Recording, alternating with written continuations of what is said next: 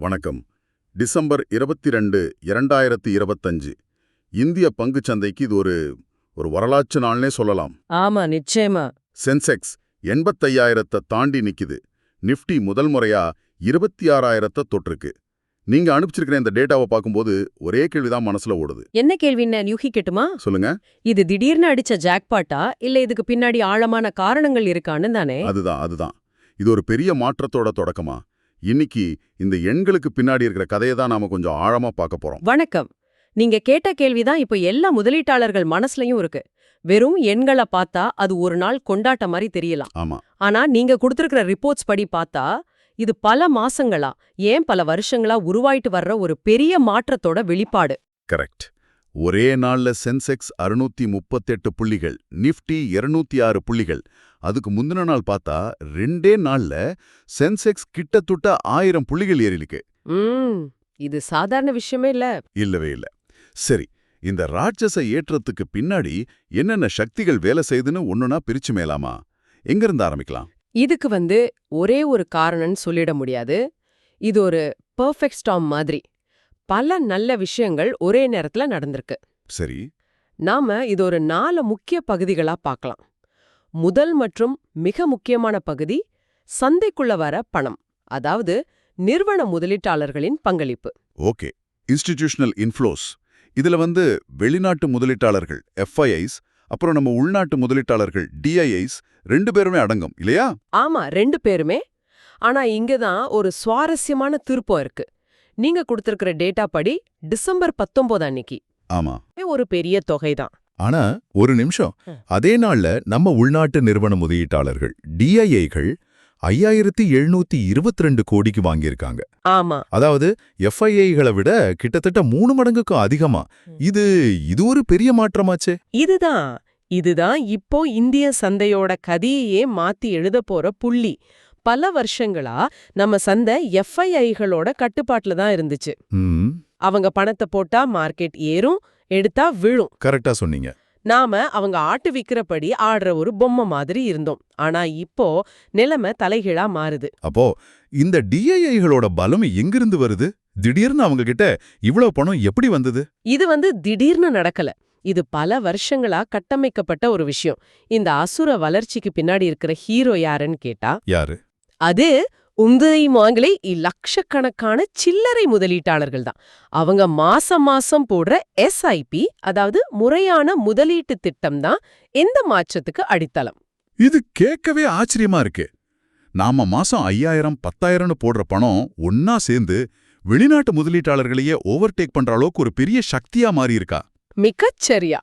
ஒரு துளி மழை ஒன்னும் பண்ணிடாது. ஆனா லட்சக்கணக்கான துளிகள் சேரும்போது அது ஒரு பெரிய வெள்ளத்தையே உருவாக்கும். அது மாதிரிதான் இந்த SIP முதலீடுகளும். ஓ. இந்த உள்நாட்டு பண வரத்து நம்ம சந்தைக்கு ஒரு மிகப்பெரிய ஸ்திரத்தன்மைய கொடுக்குது.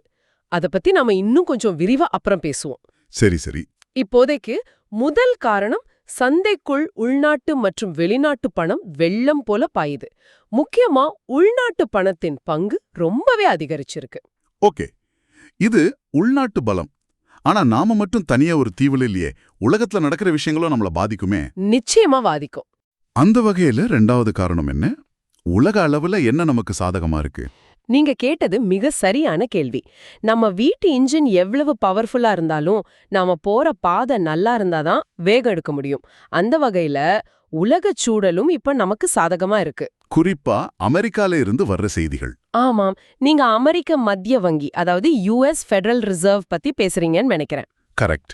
அங்க பணவீக்கம் குறைஞ்சிட்டு வர்றதால வட்டி விகிதங்களை 2026ல குறைக்க போறாங்கன்ற எதிர்பார்ப்பு ரொம்ப வலுவா இருக்கு. இப்போதைக்கு இது வெறும் எதிர்பார்ப்பு தான். ஆனா பங்குச்சந்தை எப்போதுமே எதிர்பார்ப்புகளை வச்சுதானே இயங்கும். எக்ஸாக்ட்லி. சரி, அமெரிக்கா வட்டி விகிதத்தை குறைச்சா அது நமக்கு எப்படி நல்லது? இந்த கனெக்ஷன் கொஞ்சம் புரியல. இது எளிமையா சொல்றேன். நீங்க ஒரு பெரிய முதலீட்டாளர்னு வச்சுக்கோங்க. உங்க கையில 1000 கோடி இருக்கு. ஓகே. அமெரிக்காவில வட்டி விகிதம் 5% இருக்குன்னா எந்த ரிஸ்க்கும் இல்லாம உங்க பணத்தை அங்கேயே போட்டு வருஷத்துக்கு 50 கோடி சம்பாதிக்கலாம். ஆனா இந்தியா மாதிரி வளரும் நாடுகள்ல ரிஸ்க் அதிகம். ஆனா வருமானமும் அதிகம். ஒரு 10% கிடைக்கலாம். ஆமா. இப்போ நீங்க யோசிப்பீங்க, ரிஸ்க் எடுத்து எதுக்கு இந்தியாவுக்கு போகணும்? அமெரிக்காவிலே நல்ல வருமானம் வருதேன்னு. ஆமா, கரெக்ட் தான். இப்போ அமெரிக்கா வட்டி விகிதத்தை 2% குறைக்குதுன்னு வச்சுப்போம். அப்போ அங்க வெறும் 20 கோடி தான் கிடைக்கும். ஆ, ஆனா இந்தியாவுல 100 கோடி கிடைக்க வாய்ப்பு இருக்கு. இப்போ நீங்க என்ன செய்வீங்க? ஓ இப்ப புரியுது. ரிஸ்க் எடுத்தா அது பரவாயில்லன்னு அதிக வருமானம் கிடைக்கிற இந்தியா மாதிரி நாடுகளுக்கு பணத்தை கொண்டு வருவாங்க. அதுதான் விஷயம். அந்த பணம் தான் FII இன்ஃப்ளோஸா நாம பாக்குறோம். இத ஹாட் மணின்னு போது சொல்வாங்க. அதிக லாபம் தேடி உலகம் முழுக்க சுத்திட்டே இருக்கும். இப்போதைக்கு அதோட கவனம் இந்தியா மேல இருக்கு. சரி, அப்போ 2 காரணங்கள் பார்த்தாச்சு. ஒன்னு நம்ம சொந்த பணபலம், 2வது உலகச் சூழல் நமக்கு சாதகமா இருக்கிறது, 3வதா நம்ம பொருளாதாரத்தோட அடிப்படை, அதாவது நம்ம வீட்டு அஸ்திவாரம் ஸ்ட்ராங்கா இருக்கா. இது ரொம்ப ரொம்ப முக்கியமான கேள்வி. ஏன்னா வர்ற பணம் நிரந்தரமா இங்க தங்கணுமா இல்லையான்னு முடிவு பண்றதே இந்த அஸ்திவாரம் தான். ம் நல்ல விஷயமா இந்தியாவோட உள்நாட்டு பொருளாதாரம் ரொம்ப வலுவா இருக்கு. உலகத்திலேயே வேகமா வளர்ற பெரிய பொருளாதாரம் நம்மளோடது. நம்மோட ஜிடிபி வளர்ச்சி கணிப்புகள் ரொம்ப நல்லா இருக்கு. ஆமா, அரசாங்கம் கொண்டு வர்ற சீர்திருத்தங்கள், உற்பத்தி துறைக்கு கொடுக்கற ஊக்கம் இதெல்லாம் நீண்ட கால முதலீட்டாளர்களுக்கு ஒரு பெரிய நம்பிக்கையை கொடுக்குது. அப்ப முதலீட்டாளர்கள் வெறும் குறுகிய நாள லாபத்தை மட்டும் பார்க்கல, இந்தியாவோட அடுத்த 10-20 வருஷ வளர்ச்சியை நம்பி முதலீடு பண்றாங்கன்னு சொல்லலாமா? நிச்சயமாக. ஒரு பெரிய கப்பல் நங்கூரம் போடுற மாதிரி சின்ன சின்ன அலைகளுக்கெல்லாம் அது அசையாது. இந்திய பொருளாதாரத்தோட அடிப்படை வலுவா இருக்கிறதுனால நீண்டகால முதலீட்டாளர்கள் இங்கே நம்பிக்கையோட நங்கூரம் போடுறாங்க. ஓகே, இப்ப 4வது காரணிக்கு வருவோம். ரூபாயின் மதிப்பு. டாலருக்கு நிகரான ரூபாயின் மதிப்பு நிலையா இருக்கிறது எப்படி இந்த ஏற்றத்துக்கு உதவுது? இது வெளிநாட்டு முதலீட்டாளர்கள் பார்வையிலிருந்து யோசிச்சு பார்க்க வேண்டிய விஷயம். சொல்லுங்க. அவங்க டாலர்ல பணத்தை கொண்டு வர்றாங்க, அது ரூபாயா மாத்தி இங்க முதலீடு பண்றாங்க. லாபம் பார்த்த பிறகு அந்த ரூபாயை மறுபடியும் டாலரா மாத்தி தான் அவங்க நாட்டுக்கு எடுத்துட்டு போகணும். ஆமா. இப்போ அவங்க முதலீடு செஞ்ச பிறகு ரூபாயோட மதிப்பு பயங்கரமா சரிஞ்சிடுச்சுன்னு வச்சுக்கோங்க. ஓ, உதாரணத்துக்கு $1 83 ரூபாய்னு இருக்கும்போது வர்றாங்க. அவங்க பங்கு 10% லாபம் கொடுக்குது. ஆனா அதே நேரத்துல ரூபாய் மதிப்பு சரிஞ்சு $1 88 ரூபாய் ஆயிடுச்சுன்னா அவங்க சம்பாரிச்ச லாபத்துல ஒரு பெரிய பகுதி இந்த ரூபாய் மதிப்பு சரிவழியே போயிடும். கரெக்ட். இதுக்கு கரன்சி ரிஸ்க்னு பேரு. அப்போ ரூபாயோட மதிப்பு நிலையா இருந்தா அவங்க சம்பாதிக்கிற லாபம் முழுசா அவங்களுக்கு கிடைக்கும். அவங்க நிம்மதியா முதலீடு பண்ணுவாங்க. ஒருவித இன்சூரன்ஸ் மாதிரி. பெர்ஃபெக்ட். நீங்களே அழகா சொல்லிட்டீங்க. இந்த 4 காரணிகளும் வலுவான பணவரவு, சாதகமான உலகச் சூழல், உறுதியான உள்நாட்டு பொருளாதாரம், நிலையான நாணயம் ஒன்னா சேர்ந்துதான் இந்த மெகா ஏற்றத்தை உருவாக்கியிருக்கு. அருமை. ஒரு தெளிவான சித்திரம் கிடைக்குது. சரி, சந்தை மொத்தமா ஏறி இருந்தாலும் சில குறிப்பிட்ட துறைகள் இந்த பார்ட்டியோட ஸ்டார் பெர்ஃபார்மரா இருந்திருக்கும் இல்லையா? ஆமா. உங்க குறிப்புகள் படி எந்த துறை பட்டைய கிளப்பியிருக்கு? அன்னைக்கு கிட்டத்தட்ட எல்லா துறை குறியீடுகளுமே பச்சை நிறத்துல தான் இருந்துச்சு. இது ஒரு ஆரோக்கியமான ஏற்றம்னு காட்டுது. ஆனா நீங்க கேட்ட மாதிரி ஸ்டார் ஆஃப் த ஷோ தகவல் தொழில்நுட்பத் துறை, அதாவது ஐடி செக்டார் தான். ஐடி செக்டாரா? அது ஆச்சரியமா இருக்கே. கொஞ்ச காலமா ஐடி நிறுவனங்கள் கஷ்டப்படுது, அமெரிக்கா ஐரோப்பாவுல பிசினஸ் கம்மியா இருக்குன்னு தானே பேசிட்டு இருந்தோம். திடீர்னு என்ன மாற்றம்? நல்ல கேள்வி. இதுக்கும் உலக காரணிகளுக்கும் தொடர்பு இருக்கு. 2 முக்கியமான விஷயங்கள் ஐடி துறைக்கு சாதகமா அமைஞ்சது. சரி. ஒன்னு, அமெரிக்க டாலர் கொஞ்சம் பலவீனமானது. நம்ம ஐடி நிறுவனங்களோட வருமானம் பெரும்பாலும் டாலர்ல தான் வரும். டாலர் பலவீனமா இருக்கும்போது அதை ரூபாய்க்கு மாத்தும்போது அவங்களுக்கு அதிக வருமானம் கிடைக்கும். ஓகே, இது ஒரு டெக்னிக்கல் காரணம். 2வது என்ன? 2வது, அமெரிக்க பொருளாதாரம் மெதுவாக மீண்டு வர்றதால அங்க இருக்கிற பெரிய நிறுவனங்கள் மறுபடியும் தொழில்நுட்பத்துக்காக அதிகமா செலவு பண்ண ஆரம்பிக்காங்கன்ற நம்பிக்கை. அதாவது செலவுகளை குறைச்சிட்டு வந்த நிறுவனங்கள் இப்போ புது ப்ராஜெக்ட்களை ஆரம்பிக்கலாம். ஆமாம், இந்த எதிர்பார்ப்பு தான் ஐடி பங்குகளை நோக்கி முதலீட்டாளர்களை இழுத்துச்சு. அப்போ மோசமான காலம் முடிஞ்சிடுச்சு, இனிமே நல்ல காலம்தாங்கிற ஒரு நம்பிக்கை தான் ஐடி பங்குகளை மேலே கொண்டு போயிருக்கு. சரி, குறியீடுகளை தூக்கி நிறுத்தின சில பெரிய பங்குகளை பத்தி சொல்லுங்க. கட்டாயமா. முன்னணி பங்குகள்ல ஐடி துறையோட பெரிய தலை இன்ஃபோசிஸ் அன்னைக்கு மட்டுமே 2.89% உயர்ந்தது. இது நிஃப்டி சென்செக்ஸ்க்கு ஒரு பெரிய ஊக்கத்தை கொடுத்திருக்கோம். ஆமா. அதே போல ரீட்டெயில் துறையில ட்ரெண்ட் நிறுவனம் கிட்டத்தட்ட 3.86% ஏறி இருக்கு. இது உள்நாட்டு நுகர்வு எவ்வளவு வலுவா இருக்குன்னு காட்டுது. வங்கித்துறையில ஐசிஐசிஐ வங்கி கிட்டத்தட்ட 1% உயர்ந்தது. இந்த மாதிரி பெரிய வெயிட்டேஜ் கொண்ட பங்குகள் ஏறும்போது இண்டெக்ஸ் தானா மேல போகும். சந்தை இவ்ளோ உச்சத்துல இருக்கும்போது எல்லா பங்குகளும் ஏறி இருக்காதே. சில பங்குகள் சரிவையும் சந்திச்சிருக்குமே. மிக மிக முக்கியமான பாயிண்ட். சந்தை ஒரு பக்கமா மட்டும் நகரல.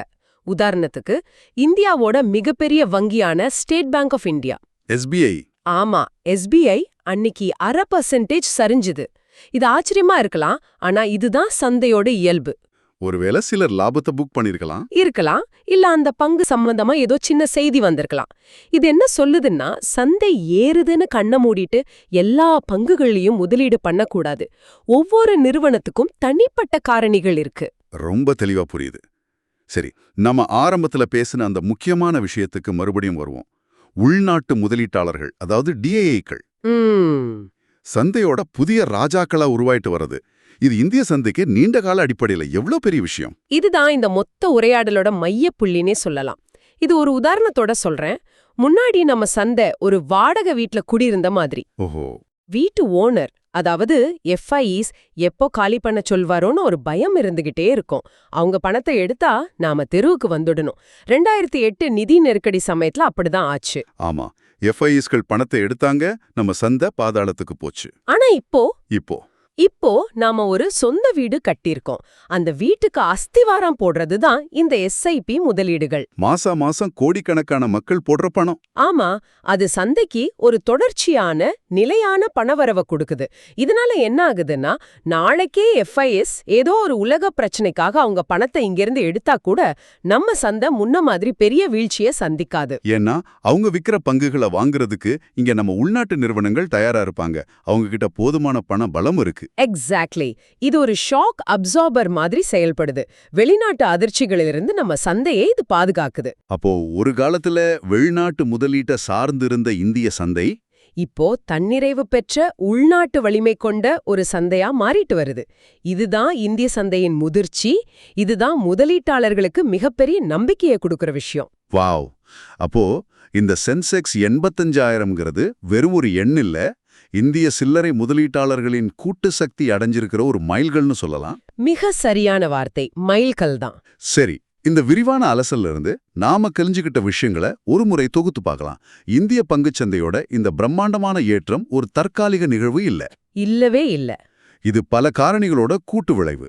FII மற்றும் DII பணவரவு, சாதகமான உலகச் சூழல், நம்மளோட வலுவான பொருளாதாரம் மற்றும் நிலையான ரூபாய் மதிப்பு. சரியா சொன்னீங்க. இதுல முக்கியமா நம்ம கவனிக்க வேண்டியது, இது ஒரு பரந்த அடிப்படையிலான ஏற்றம். குறிப்பிட்ட பங்குகள் மட்டும் இல்லாம ஒட்டுமொத்த சந்தையும் இந்த நேர்மறை போக்கால பயனடைஞ்சிருக்கு. மிக முக்கியமா சந்தையின் அடித்தளம் உள்நாட்டு முதலீடுகளால பலப்படுத்தப்பட்டிருக்கு. இது இந்திய சந்தையின் எதிர்கால வளர்ச்சி பாதை மேல ஒரு பெரிய நம்பிக்கையை விதைக்குது. இந்த அலசலின் இறுதியில உங்களுக்காக ஒரு சிந்தனையை விட்டுட்டு போறோம். இன்னைக்கு நாம பார்த்ததுல இந்த சந்தை ஏற்றத்துக்கு உலக காரணிகளும், அதாவது அமெரிக்க வட்டி விகித எதிர்பார்ப்பு, அப்புறம் உள்நாட்டு காரணிகளும், அதாவது DII முதலீடுகள். ஆமா, ரெண்டும் சரிசமமா பங்களிச்சிருக்குன்னு தெரியுது. உங்ககிட்ட ஒரு கேள்வி. நீண்ட காலத்துல இந்திய சந்தையோட தலைவிதியை நிர்ணயிக்க போறது எதுவா இருக்கும்னு நினைக்கிறீங்க? நாம உலக அலைகள்ல சவாரி செஞ்சு அதுல கிடைக்கிற வாய்ப்புகளை பயன்படுத்திக்கிறதா, ஏன் விளைவகம் எப்படி இருந்தாலும் பரவாயில்லைன்னு நம்ம உள்நாட்டு வலிமையையும் உள்நாட்டு முதலீடுகளையும் வச்சு நமக்குன்னு ஒரு தனி பாதையை உருவாக்குறதா? நம்மளோட எதிர்காலம் உலக வாய்ப்புகளை சார்ந்ததா இல்ல உள்நாட்டு தன்னிறைவை சார்ந்ததா? யோசிச்சு பாருங்க.